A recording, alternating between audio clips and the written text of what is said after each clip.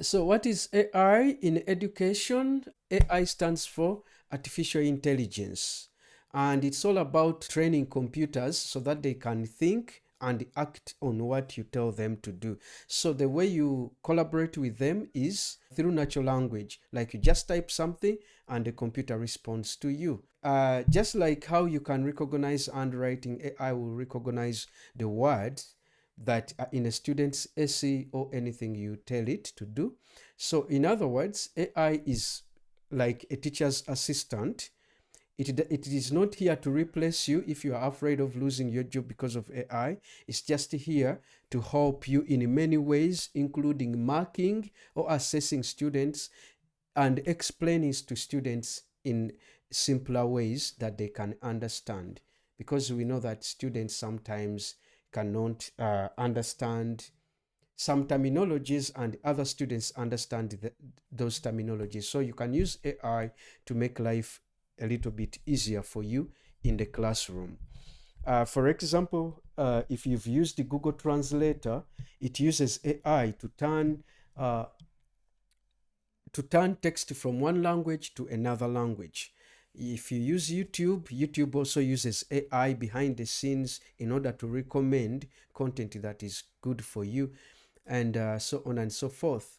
Now, there are also myths that and the realities about AI. Myths are the mysteries that people don't understand or that people keep saying about AI that could be untrue. For example, people say that AI will replace teachers, but the reality is that AI is just a tool that helps teachers do their work faster, and it's not a competitor.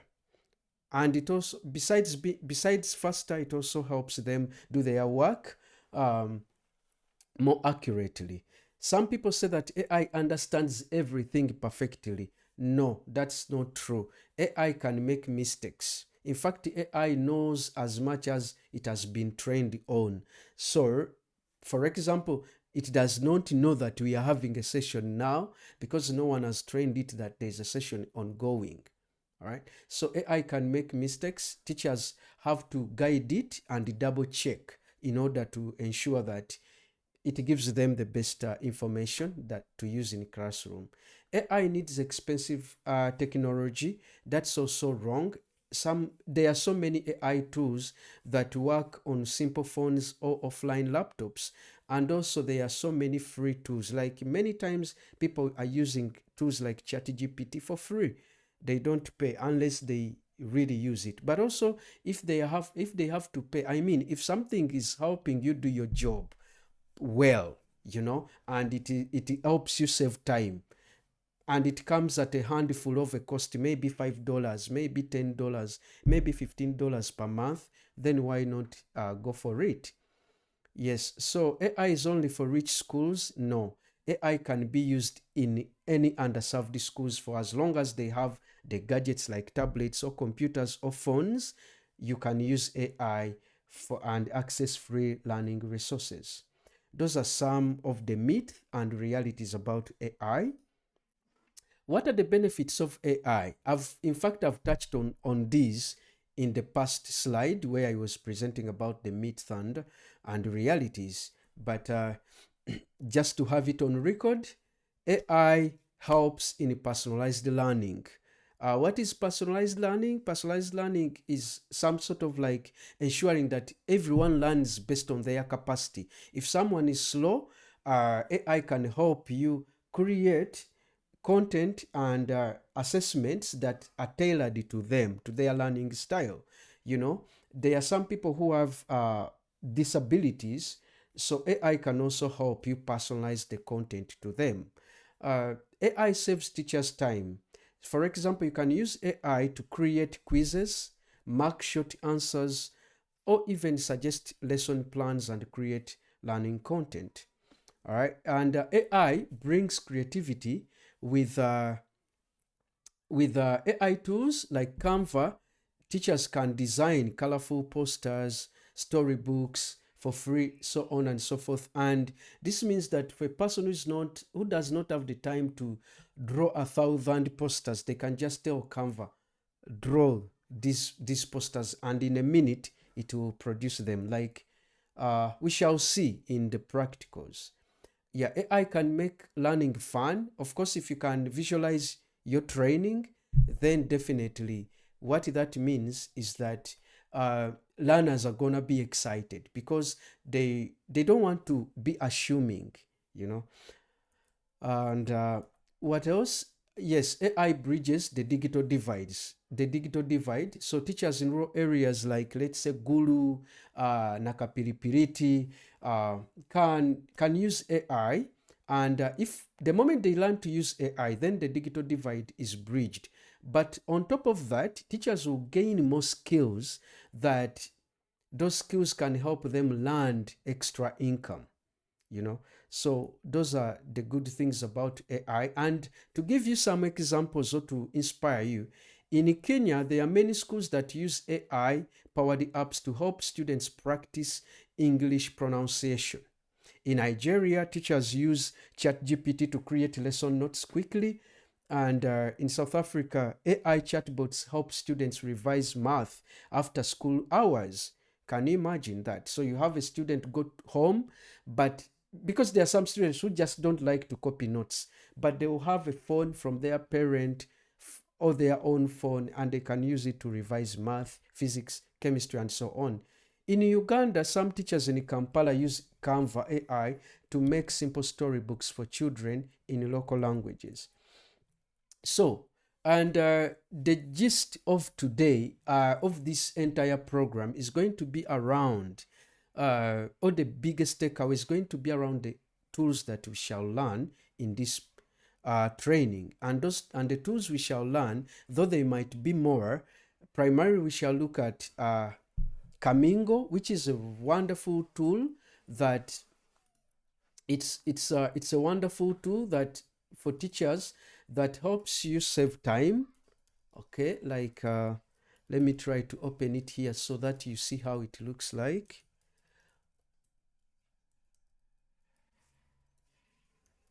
I don't see my, okay, yeah, it's Camingo.ai.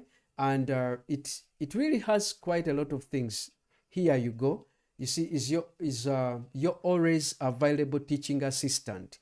So it's been made for you. So if you go to this website, Camigo.ai, go click here for teachers and sign up, then you are going to see wonderful things there.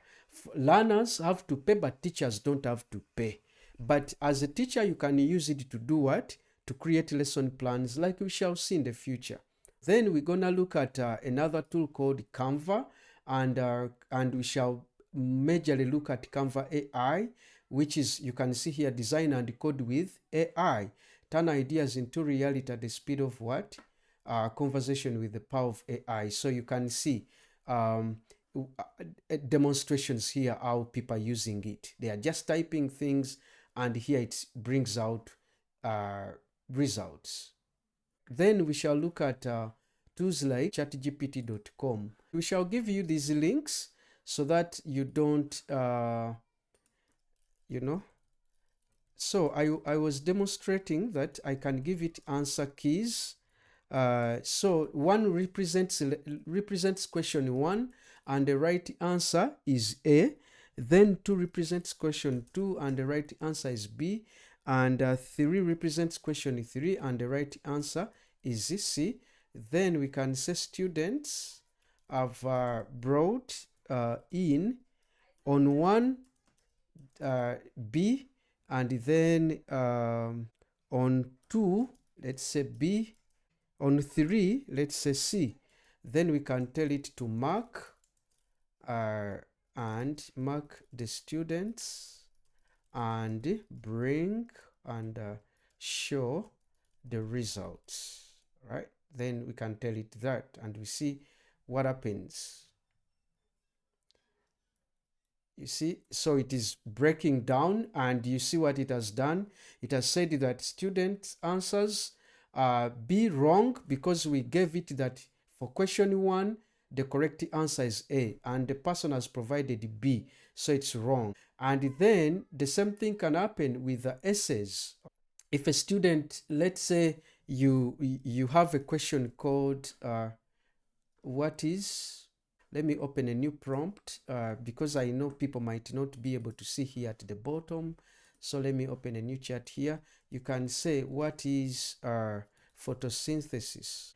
Question mark. Then you can say student, and you put an answer. The student one said it is the study of the planet. Then you can say student two said it is the study of what? So I can also put here Q just to indicate that it's a question. So I can tell it that mark. You see that student one incorrect. Student two so it says that photosynthesis is the process by which green plants and some other organisms use sunlight, carbon dioxide, and water to produce food in form of glucose and oxygen. Then here, what has it done? It says that this student two has the right answer. The idea is essentially correct, and here it gives the results that student one has 0 out of 1 question, student two has 1 out of 1. So that's how ChatGPT works. Canva AI also has something like this where you can type, and then you can see here we demonstrated with it by telling it to create an image to demonstrate graphite element to the chemistry students in senior 2, and it demonstrated something which is slightly similar. We shall also look at Grok XAI, which we can use as a conversational AI that provides global perspectives and sparks discussions and all that. So you can see what it did when we told it to paint mountain Elgon, at least to show kids how mountains look like. And then we shall look at something that is similar to ChatGPT, but works when you don't have internet. So you can see this arrow shows you that this computer did not have internet, but we told this program to explain x plus 2y equals x plus y in square brackets, and it started breaking them down. Those are the things we're gonna look at in this in the 10 weeks, and we expect that teachers will be able to use all of these programs to enhance their training. Now we have an activity for you. You are going to break into groups in your schools, okay? Like if you're from St. Andrews in Ruero, you're gonna get all the teachers, group yourselves in groups of 4. Name those groups. You can maybe name one group Mars, then you can name another group Brilliant. Then in those groups, each teacher shares one classroom challenges that you encounter in classrooms, or discuss about class quizzes, or discuss about challenges like limited books, marking workload, and then you discuss how AI might help you overcome this challenge. Then you are going to share the ideas that you discussed. We shall give you a link to where you are going to submit your discussions.